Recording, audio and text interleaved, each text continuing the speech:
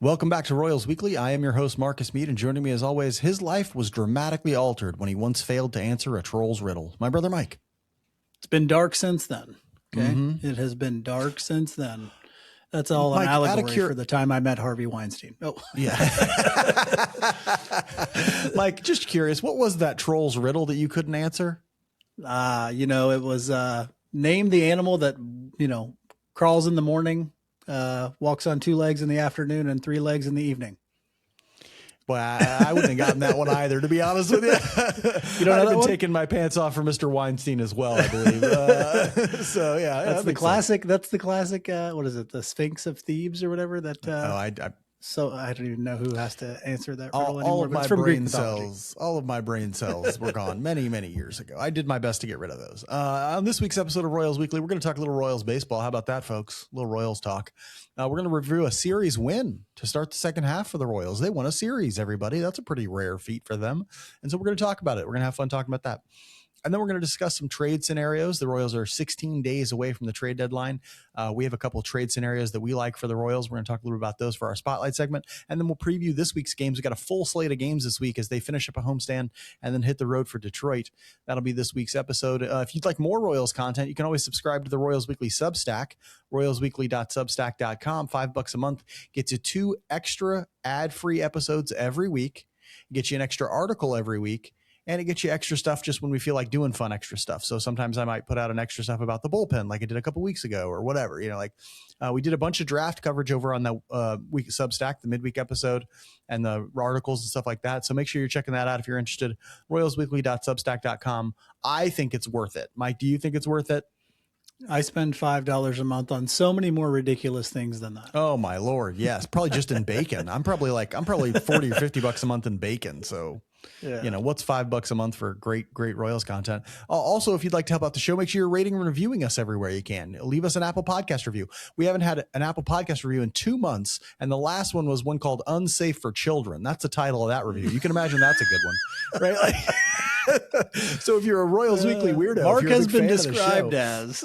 I've been described as unsafe for children many times in my life, all right, by a judge, by multiple lawyers. No. Make sure you're leaving those reviews. If you want to bump that review off of the most recent one, go ahead and leave us a good one. Or, what if you're like, I hate these guys, I want to add on, that's fine too. I don't care. But make sure you're doing that every weekend. Apple Podcasts, YouTube. We love to hear from everybody. We love to interact with everybody.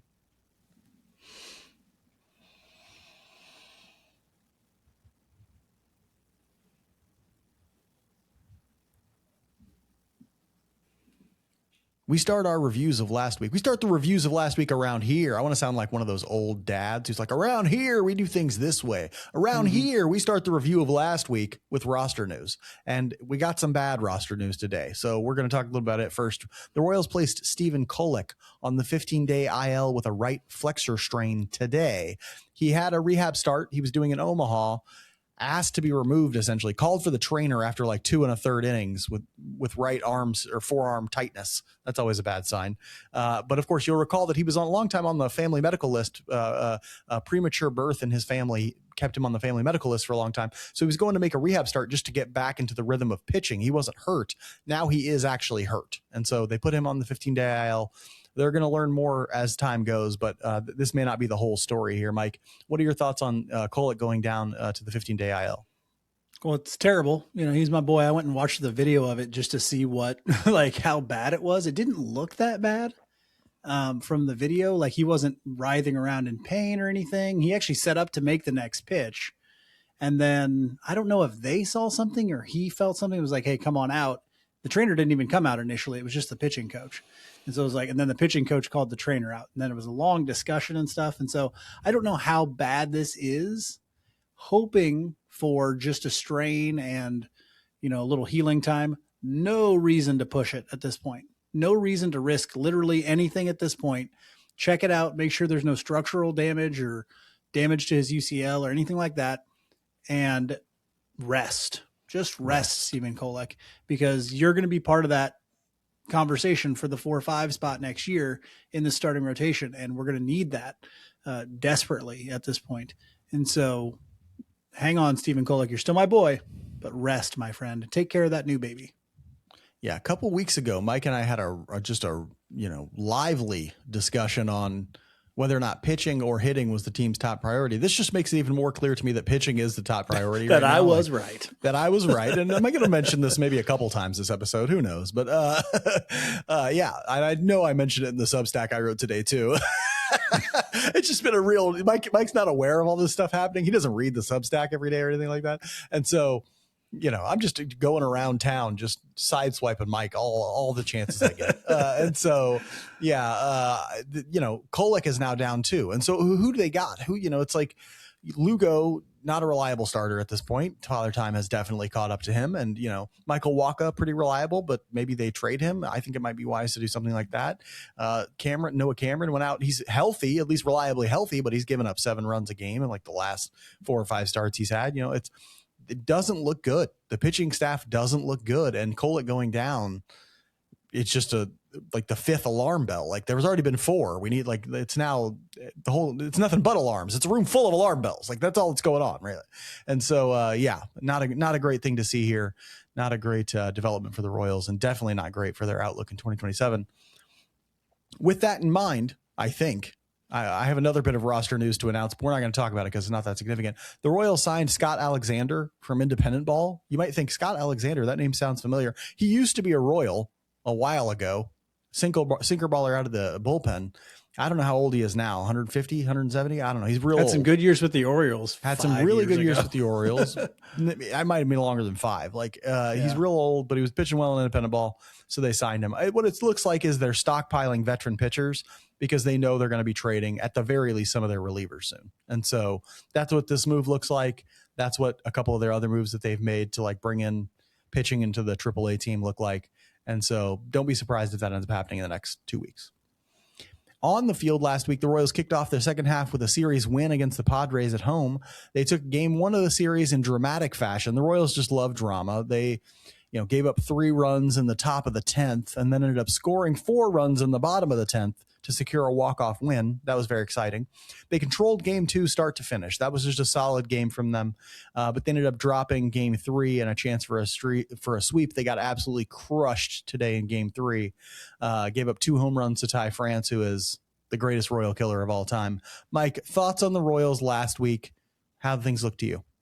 Hey, winning series is a good thing, I guess, Maybe the most positive thing is you saw one of their best trade chips, Lane Thomas, have a really good week. I'll talk about him later. He's my strong performer for the week. But you saw some other guys do things. Carter Jensen had a really good week. He's the one who got that game-winning hit in game 1 with 2 RBI, kind of I don't know, a squibber, but like a little seeing eye single through the left side. It was an opposite field, yeah. Chopper, maybe is how I might describe it. Yeah, it was weakly hit, but they were shifting hardcore, and so nobody was able to get to it. So good to see him do some things. Jack Caglione had a pretty good week. We saw him hit a home run, a double. And so, saw some positive things. It's always good to win a series, but probably the most important thing that happened was Lane Thomas kept hitting. Yeah, that is the most important thing that happened. Lane Thomas has really helped his trade value in the last 2 or 3 weeks, and that's huge for the Royals because they're looking to get every ounce of value they can out of this trade deadline. All the baseball that I'm seeing just makes it clear that the pitching is the top priority, I think, as I've mentioned to Mike multiple times now. Watching Noah Cameron today, I think, makes that clear. Watching Randy Dobnak, I thought pitched fairly well, but he's their best starter right now. He's their best. That's the point. The fact that he was effective for 4 1/3 and it gave him a chance to win a game is that's just as alarming as if he wasn't effective to me. So I don't really care. Dobnak is your number 1 starter right now. And that's an issue. Right. And so, pitching is such a foundational element of this team and the identity of this team. And they can't do it very well right now. It's just way too inconsistent, not just from the bullpen. We saw Matt Strahm give up another home run today. We saw, just a lot of runs from the bullpen today. And from the starter. Gave up a couple the other day. And so, but it's just pitching is so inconsistent at this point. It doesn't even keep them in games. And so they have no chance to win, even though their offense has played pretty well. And I wrote about this in the subject too. The offensive play has played really well since the start of June, over 5 runs per game, 11th in weighted runs created plus. But the pitching is now, even for the whole season, 28th in league ERA, 28th. bad, very bad. Mike, you mentioned Lane Thomas is your strong performer. Got to give him big kudos because he understood his assignment. What do you got to say about Lane Thomas? Yeah, for as many teams as out there looking for right-handed help in the outfield, Lane Thomas, it looks like a really good fit right now. 4 for 11 this week, just 3 games, but still 4 for 11, 3 runs, 1 double, 2 home runs, 3 RBI, 2 walks to 2 strikeouts. That's on top of the last month and a half where he's just been basically the most consistent hitter for this team. And so Lane Thomas is looking like he could be a guy that, a playoff team uses as kind of their answer to tough left-handed starters and tough lefties out of the bullpen. And if I were a playoff team and we were set in the lineup pretty much, and I was looking for pieces that could potentially win me games when they come down to matchups, Lane Thomas is a guy I'd be looking at. Oh yeah. That he's going to have a bunch of trade value in large part because there are going to be multiple teams who need a guy like Lane Thomas. And so they're going to be like, bats are going to be tough to come by anyway. Like legit bats are always tough to come by at the deadline. He's a legit bat and he's showing that right now. And he's a legit bat who also works in very well in particular circumstances. Like against lefties is a big one, right? Like that's a big particular circumstance that a team will be like, well, he can play center field. He can be a slightly above league average hitter for us probably if we want to play him every day. And he can definitely be a pinch hit bat who can do something special for us in a playoff run or whatever. That's like a holy trinity right there. That's going to create a lot of value that's one of those guys who the Royals aren't going to have to pick up the phone and make a bunch of calls to get teams interested. There are teams already calling them about Lane Thomas right now. I chose Carter Jensen. Mike, you mentioned that he had a really hot week. He did have a hot week. That's great to see. Cags and Jensen are sort of the foundation of this offense right now with Bobby Witt Jr. not playing super well. And he was out of the lineup today with a back thing. Jensen went 6 for 12 last week with 4 doubles. That's 4 extra base hits for him, 2 runs, 2 RBIs, 2 walks, 3 strikeouts. In that leadoff role, he's doing a good job setting the table. He's doing a good job driving in runs when guys are getting on base at the bottom of the lineup, which we've seen quite a bit of with Isaac Collins playing well and so on and so forth. And so, yeah, Jensen's just showing us. And if you didn't follow his minor league career, he is the type of dude who it usually takes a full season for him to get comfortable at a level. And what usually happens is you see him be like slightly below average for the first half. And in the second half, he takes off. Right. And so don't be surprised, this being his first major league season, his first full one. He played for a month last year, but don't be surprised if at the second half, he kind of starts playing significantly better than he did in the first half because he's now comfortable. He's now seen major league pitching. He now knows how they're going to try to attack him. And so, yeah, don't be surprised if this looks more like the Carter Jensen of, last week than of some week he struggled in mightily or something like that. Mike, we mentioned it. Some guys did not look so hot in this Padres series. This guy you're going to mention, he's our boy. He's a friend of the show, but not a great week from him. Tell us about Noah Cameron.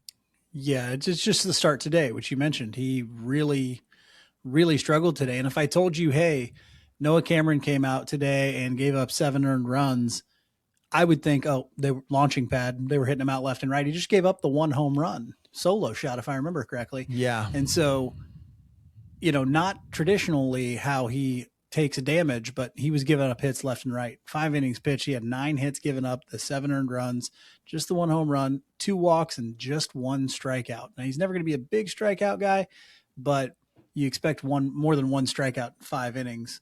Noah Cameron, I still think he's got what it takes to be in a major league rotation. I think he's a 5 starter for just about any team he's on, but he has to consistently be able to locate that off speed, the changeup and the curveball and the slider, all of his secondary pitches, or he's going to get destroyed.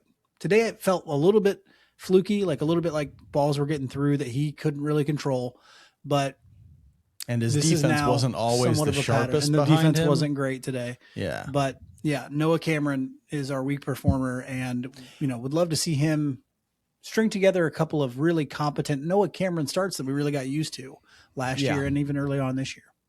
Yeah, I think he had a string of those in the middle of the year, and they were talking about that during the broadcast that like his middle 5 or 6 starts were pretty good.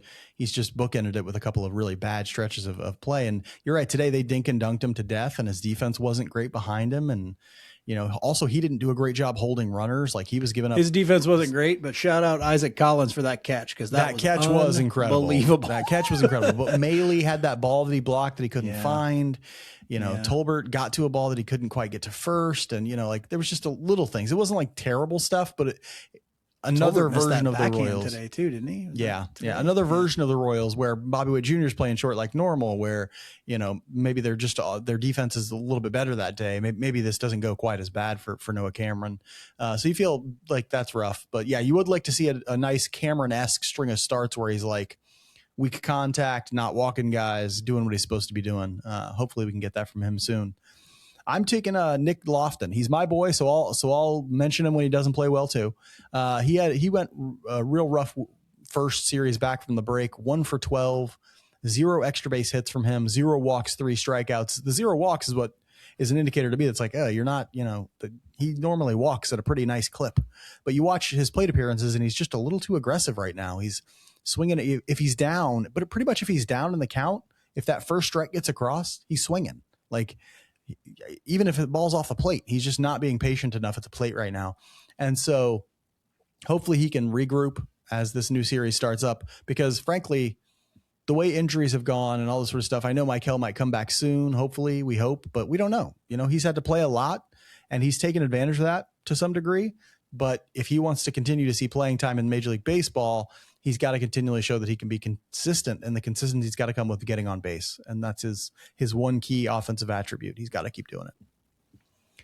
Mike, you chose a theme that I absolutely love because I just love this guy for some reason. Tell us your theme for last week.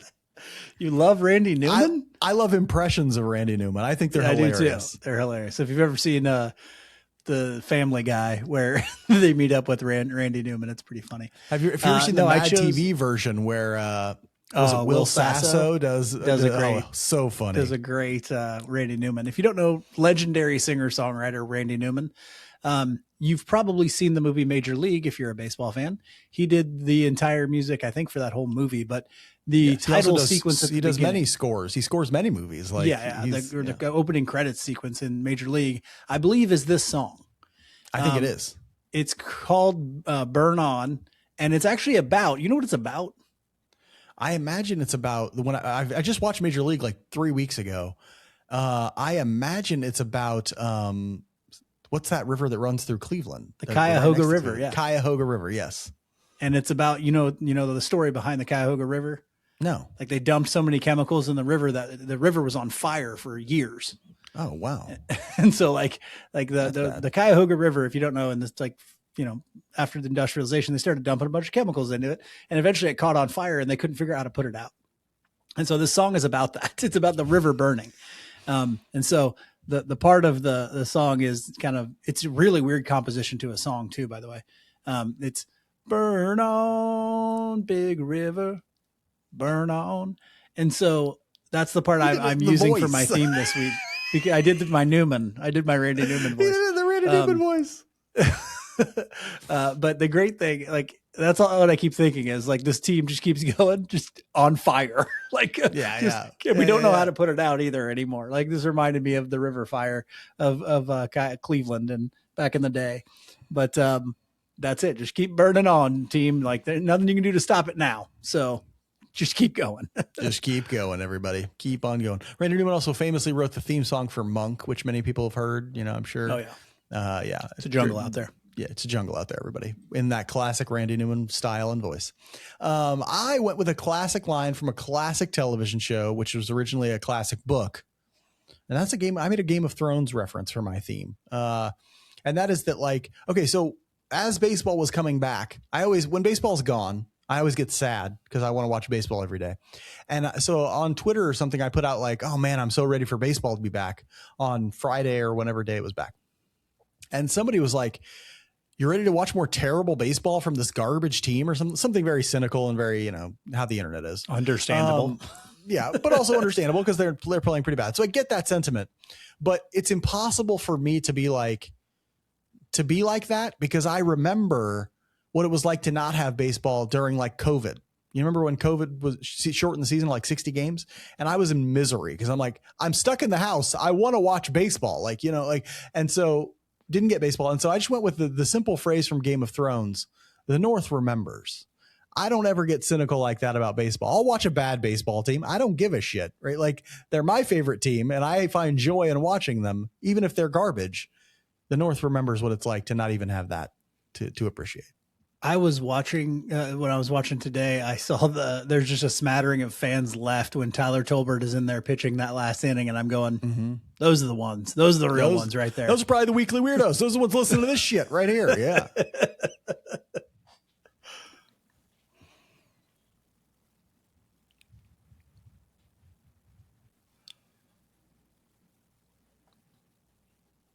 Royals Weekly is brought to you by All in Physical Therapy, who don't just offer the best in physical therapy in the KC Metro, they also offer the best in summer speed and conditioning programs for youth athletes who want to make big gains.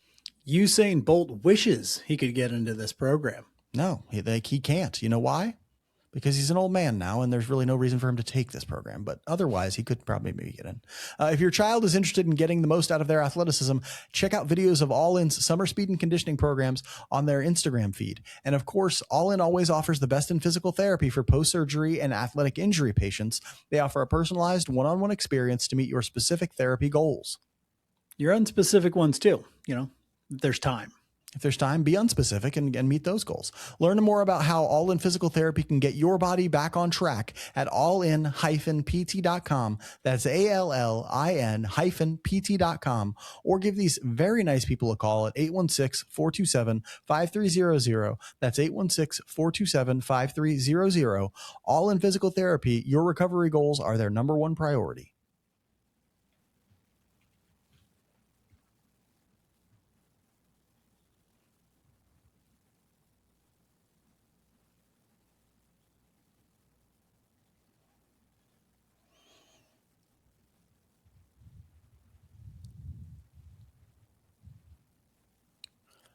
Royals fans don't have a ton left to look forward to this season. We've done the draft. We've done the home run derby, all the stuff that you look forward to. There are no playoffs, pretty much gone. Obviously, the games are fun to watch, but the outcomes don't really mean anything when your team is 20 games below 500. But fans are probably still anxious to see who the Royals will add and subtract at the trade deadline. That's kind of the last thing to look forward to. Essentially, the Royals have 16 days to trade players and add talent who could benefit the team in 2027 and beyond. Mike, we've mentioned the trade chips: Lane Thomas, John Schreiber, Daniel Lynch, Starling Marte, maybe Chris Bubich if he comes back, but that's kind of hit and miss right now. Let's focus on some specific trade scenarios. I want you to give me 2 trades that you think make sense for the Royals and their trade partner. So you're going to have to argue the case from both ends. Start with your favorite trade idea for the Royals.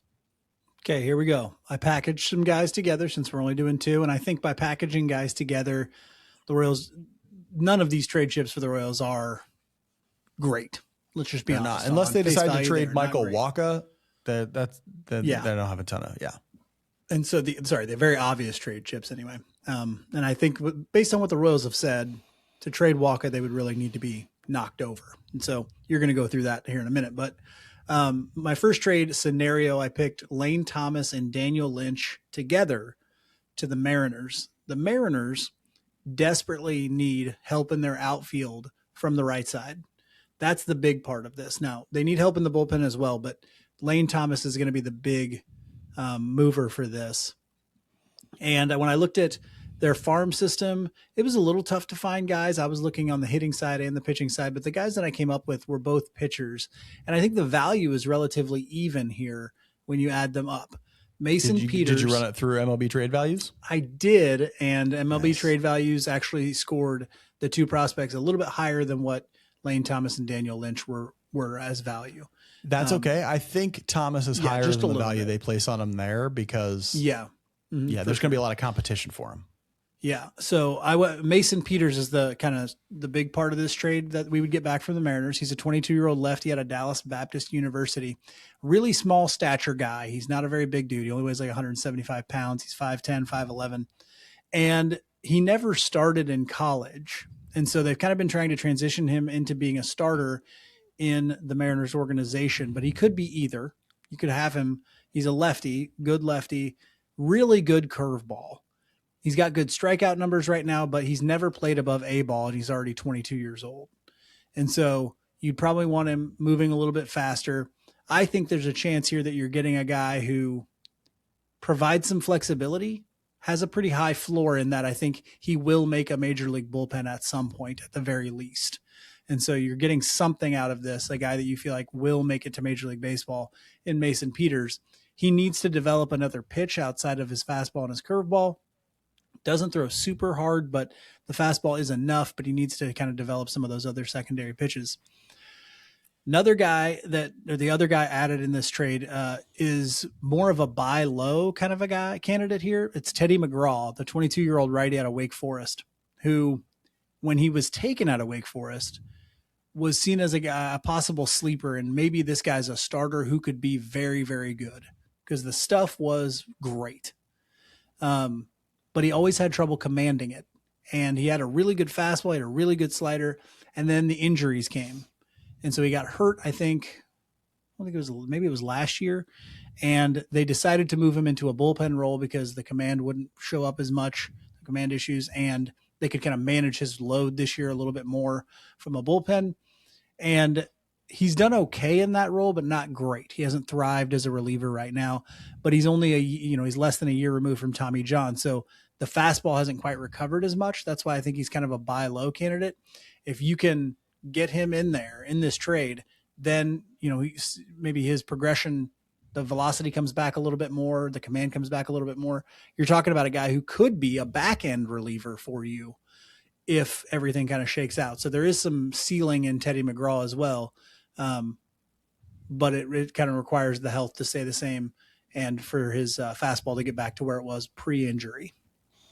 Looking for some value, going after some guys who might have some dings. That's good. That's an interesting approach there. I like the Peters option. I think that's a creative option for the Royals as somebody who you don't see when you're looking for ways to get as much upside as possible out of trade chips that don't have that much value. You got to look in weird places. Okay. And to me, Peters is one of the looking in weird places kind of guys because he's a 22-year-old in A-ball. And typically those guys, you would just overlook them because they haven't moved up yet. Like the models pay a lot of attention to age and level. Okay. And so that would be one where you'd be like, okay, maybe we get some extra value that's not seen there.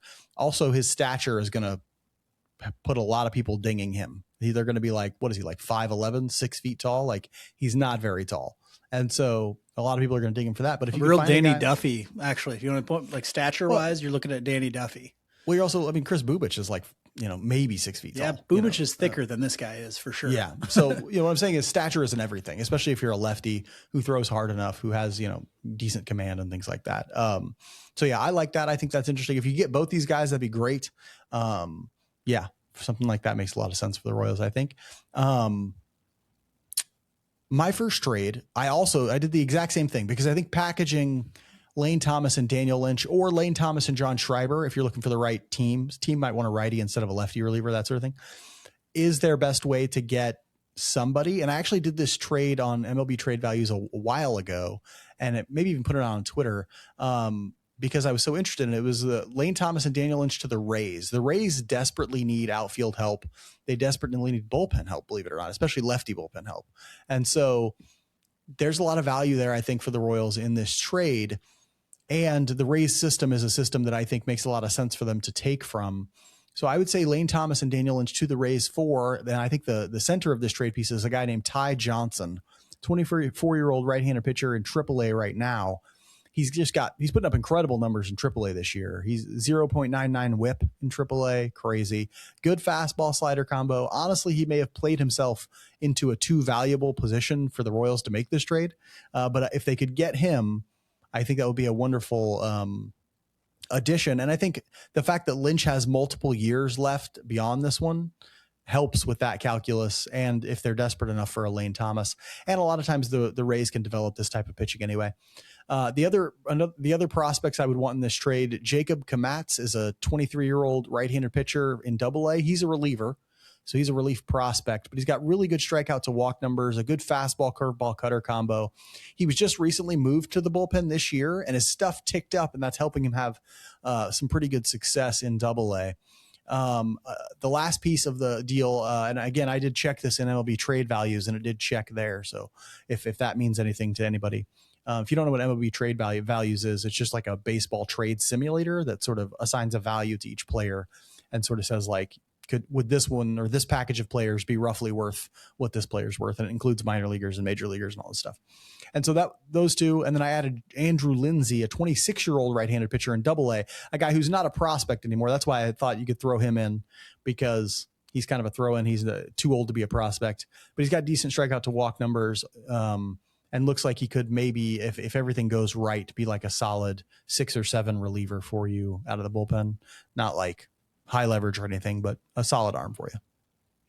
Yeah, I think if you were to get this package, you'd be thrilled just based on what Ty Johnson's giving you. You'd be, if you're the Royals, you'd be, tickled just to get Ty Johnson out of that thing. And then if you throw in Komatsu as a guy who could possibly be a bullpen piece for you, and Lindsay maybe never makes Major League Baseball, but who knows? We're cycling through guys right now that I know nobody thought would make Major League Baseball either. So, I think if you get that would be fantastic. The Rays are very smart in how they do things.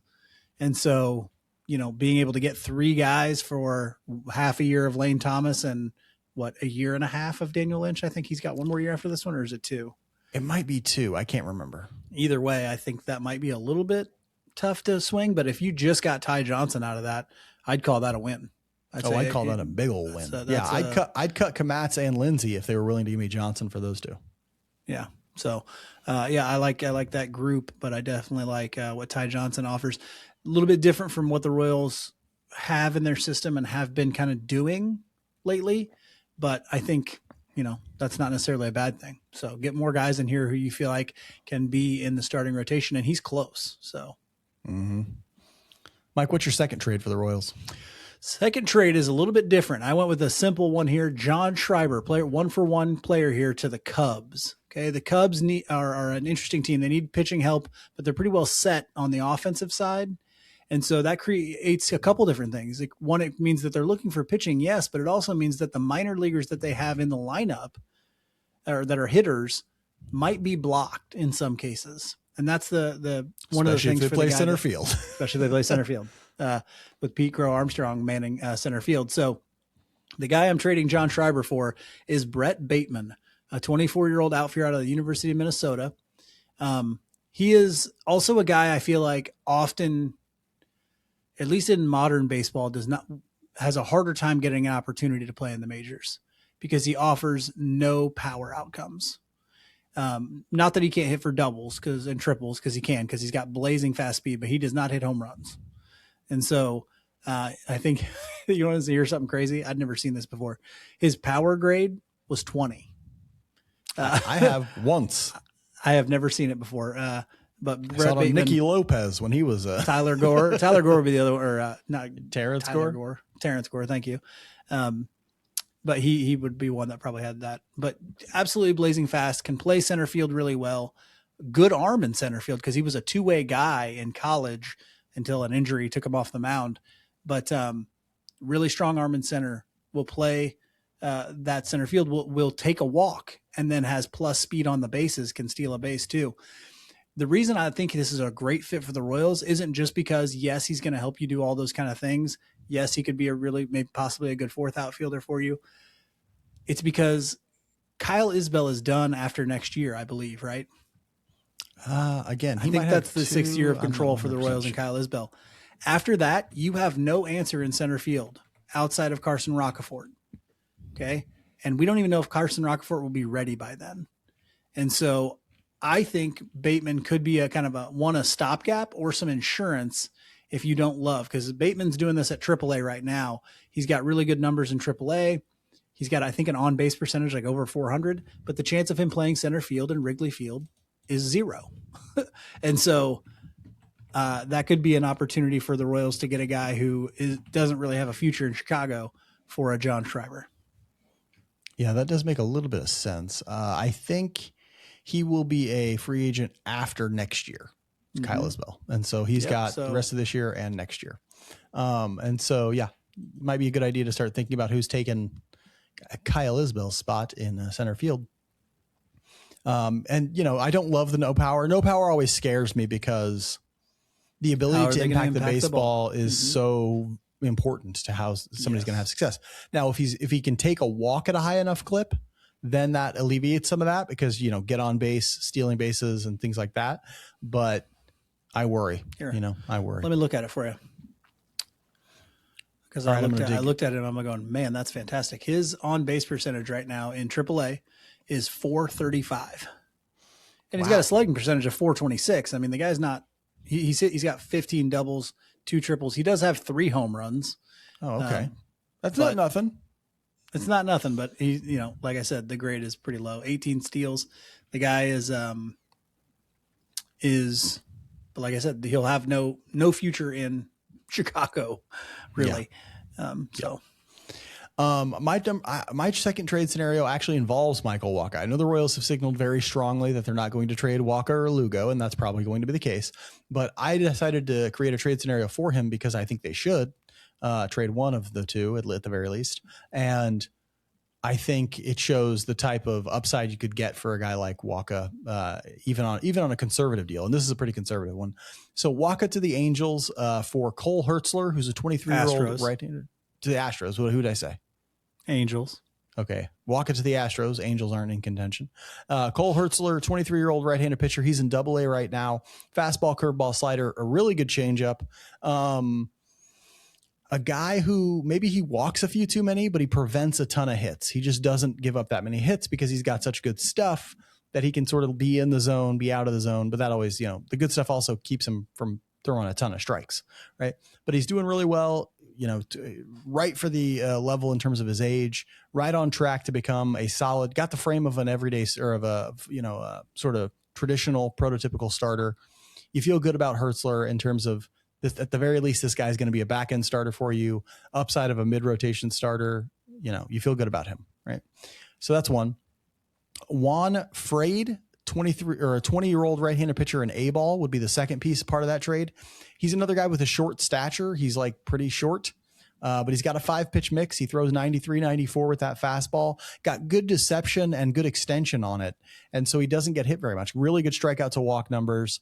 You like what he can do. And he's having success as a 20-year-old in A-ball. You move him up to high A, I think soon, and you got a good chance of seeing, could this guy be a legit starter? At the very least, floor of a very solid reliever for you.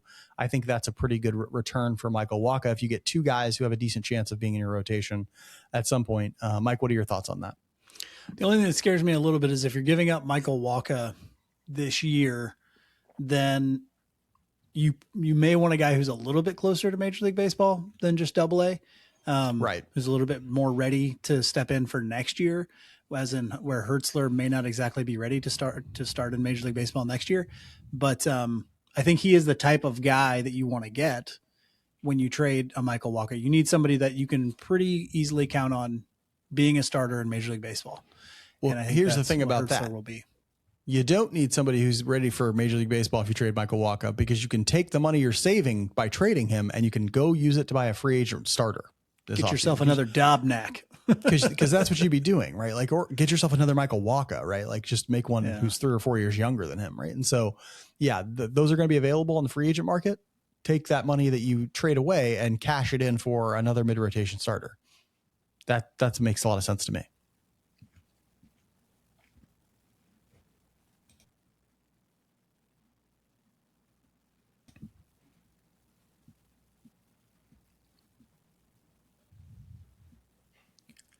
Royals Weekly is brought to you by Eric Oxford of West USA Realty. Word spreading about the hottest realtor in the Phoenix area. This kid's got know-how. He's got the drive. He's got enough thoughtful care to help you secure your dream retirement home. And let's face it, Phoenix is a dream. Sun, golf, baseball.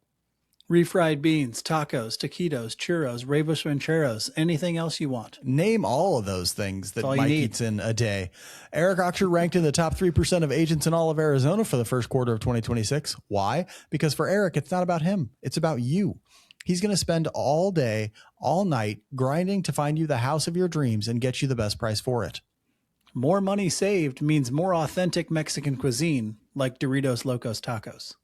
Find Eric Oxer of West USA Realty online at ericoxer.com. That's ERICKAUXIER.com. Or just give him a call or shoot him a text at 480-383-9745. That's 480-383-9745. Be wise. If you're ready to make the move, let him make the experience all about you.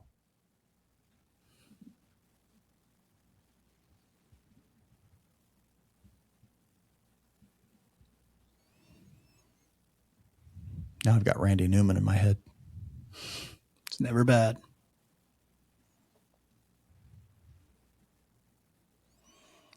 The Royals wrap up their homestand to start the week this week with a 3-game series against the San Francisco Giants, followed by a 4-game series against the Detroit Tigers up in the Motor City. That's right, 7 days of baseball this week. I'm very excited. Mike, tell us about the Giants of San Francisco. Are they really giant? Are they really as giant as they say, as they seem? They are not. They are not as giant as they say. And okay, normal sized. Kind of proving that just taking a baseball legend and making him your GM might not be the best move in the world. I know.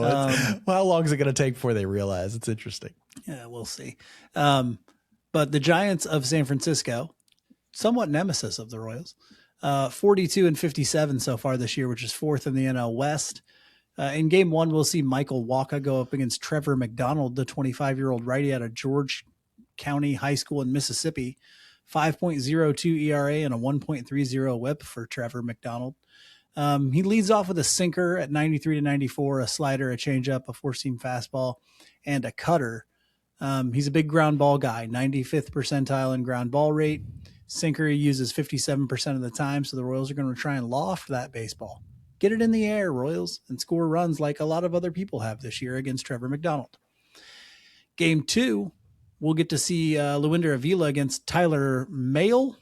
I don't know how you pronounce it. I know we've seen him lots of times. I've seen this name few years. Dozens of times in my life, but I have no clue how it's pronounced.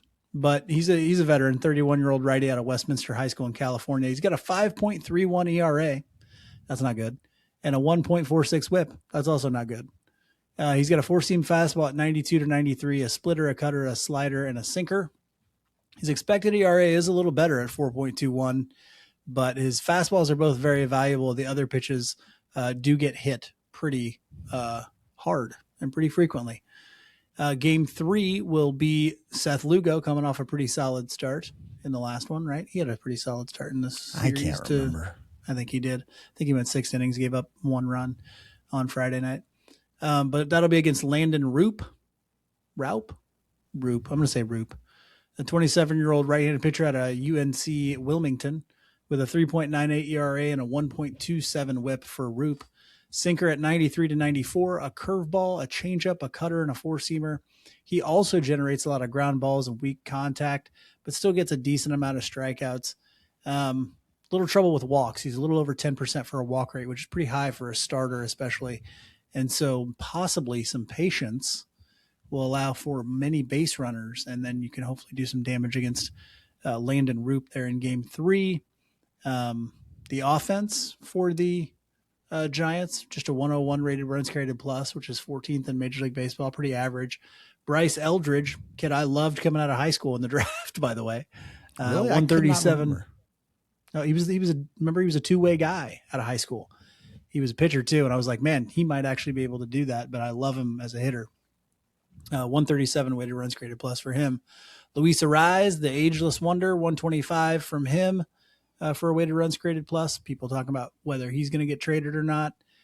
Casey Schmidt, the 117 weighted runs created plus for him. Good depth in the lineup, but no real, outside of Bryce Eldridge, no real sluggers you can count on. So that's their offense. Yes, I included the offense this week because originally we didn't have pitchers, and so I had just offense and pitching. But they then posted pitchers later. After that, they're going to head over to Detroit, where everybody wants to go because Detroit's awesome. And they're going to face the Detroit Tigers for 4 games. So they have a 46-53 record, which is good for 4th in the AL Central, just ahead of the Royals. Offensively, they are just mid. ahead 6 games. Well, I mean, they're in 4th. The Royals are in games. 5th. Whatever. Offensively, the Tigers are very mid. They have a 99 weighted runs created plus. That's 18th in Major League Baseball. Riley Green's having a good year, 135. Kevin McGonigal,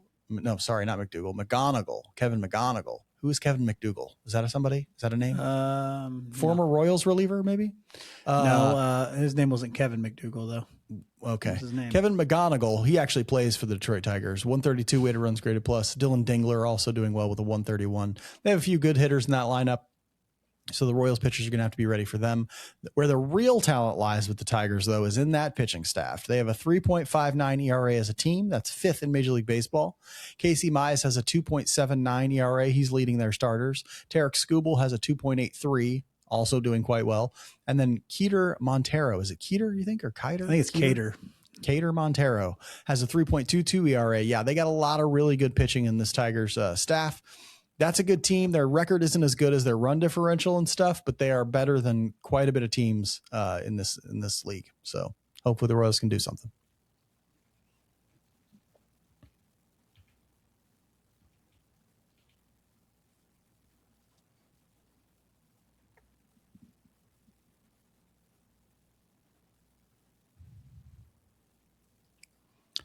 Mike, what household chores do you refuse to do yourself?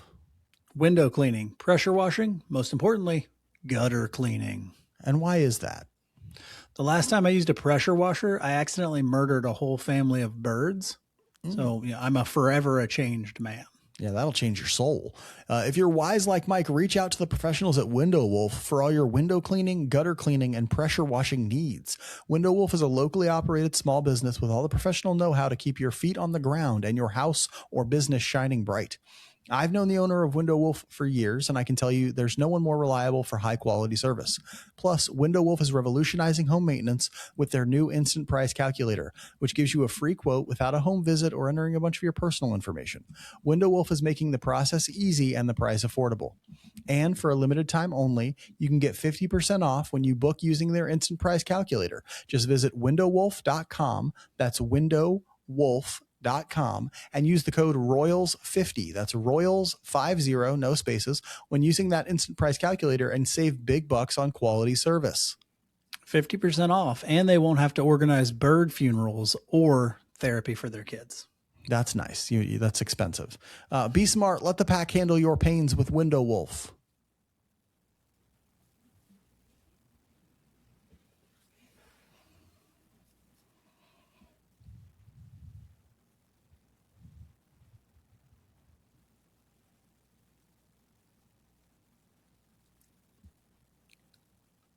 We'll end this week's episode like we end every episode with the Just a Bit Outside segment, where we talk about something that's interesting to us outside the world of baseball. Mike is a very complex, very multiple layered person. Inside is another layer. Inside is another layer. And at the very center, a little piece of chocolate. That's Mike. Mm-hmm. Yeah, and so he's going to tell us what's been going on in his life for the last week. Mike, what's on your mind? Tons of stuff, but you and me have been playing a bunch of golf lately and have more coming up here. And so I just wanted to, I've done this before, but I wanted to shout it out again. Shout out to the fact that we have several great, a variety of golf courses in the greater Kansas City area that can be played. Mark and I played actually at a really nice course called Falcon Lakes in Baser, Kansas. Yeah, it's I believe is where it is. The other day we found like a deal. We normally could not afford to play on this course, but a friend of ours found a deal for us to get on at like a twilight rate. So that was very fun. And the course was in beautiful shape. We're going up to our hometown to play at Maryville, Missouri. If you've never played at Mazingo Lake Golf Course in Maryville, Missouri, it is the best value you will ever find. It is a beautiful course with upgrades like crazy that are really nice and just a beautiful place. And then, we'll play at some smaller courses around here that are cheaper, but still in decent shape. And if you've never been outside the greater Kansas City area, you're a golfer, you've never been outside the greater Kansas City area, I want you to realize it isn't like this everywhere you go. When Mark lived in Virginia, we had a really hard time finding courses that you could afford to play on that weren't country clubs that you could actually get on. And so, we are lucky. We are fortunate that our climate allows for it, that our economics allow for it, that the land we have allows for it and things like that. If you are a fan of golf, Kansas City is a great place to be because we do have a lot of excellent courses that run the gamut from whether you are you're a duffer like Mark and I, who are not very good at golf, or you're an elite player and you really care. They have, the course for you. And so that's really great to be able to experience those things. And so I've really enjoyed it, and I'm looking forward to this stretch of golf we're in right now. Just wait till you see what I bring tomorrow. You'll be changing your tune. I'm headed for the British Open was this weekend. I'm making the next major. The next one's mine. Okay. Yeah. Yeah. Love playing these courses. I'm playing a ton of golf right now. Not getting any better, but that's okay. Golf, don't let it be good at it to have fun. I'm talking about the wisdom of taking it easy. So something happened to me this last week, and it was really related to my partner. She has been hoping to go to Italy for this wedding that a friend of hers is having, but because of passport issues, she didn't end up getting her passport until like the day she was supposed to leave. Right. And as a result, she made this what I consider a very wise decision to choose to not go, because her timeline for going got really squished. She would have been there fewer days. She would have had to do a whole bunch of different types of traveling and logistical things. And instead of going, she decided that, okay, I can't go.